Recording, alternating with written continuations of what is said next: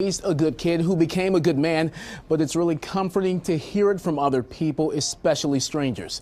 That's what's been happening the last couple of days. Even so, that can only get them so far. Very honestly, we've been struggling. We have been busy running around trying to plan our son's funeral, but in the quiet moments, we break down. There are fewer things more painful than losing a child, something David and Carmen Stovall are learning firsthand. He had such a bright future, and he was just taken too soon. Their son Jeremy, a victim in a fatal car crash early Sunday morning. A woman driving the wrong way on I-75 near 14 Mile in Troy struck his car. She was killed instantly. Jeremy, pronounced dead at Royal Oak, Beaumont.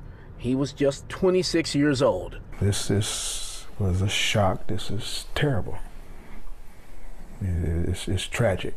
Jeremy was a young man full of promise, a college graduate, an entrepreneur, and a supervisor at Chrysler's Jefferson North Assembly Plant in Detroit.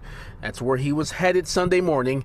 It's where he managed more than 200 workers of all stripes and ages. It's rare when you have employees who talk about how good their supervisor is, and nothing but positive words from the people that he managed. It's just good to know that our son was that kind of guy. We are so proud of Jeremy, the man that he became, educated, one of the youngest supervisors at Jefferson North Chrysler plant. Jeremy was opening up coffee shops. He had a real estate investment business. He was a loving son, a loving brother. The support of family, friends, and complete strangers is helping David, Carmen, and their 3 other children endure this tragedy, as is their faith. We trust in God. There's a reason for everything. Jeremy served his purpose here while he was here, and now it's time for him to go home.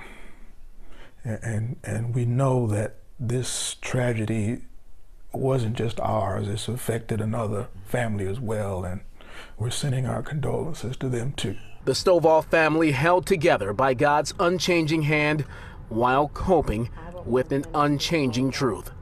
Tomorrow is not promised. Yeah. This evening is not promised. That you have to let people know that you love them. You have to live right. You have to do right. Now, Troy police have not released the woman's name who was at fault in that crash, and investigators don't know for certain why she was driving on the wrong side of the freeway. They'll likely get an answer when the toxicology results come back. That, however, will likely take several weeks. Hugh, Taryn. Parents, but do we know any more about the woman responsible for the crash, where she may have been coming from? Well, yeah, all police will say is that she had been with family in Pontiac earlier that night, and she was leaving to go back home to Detroit.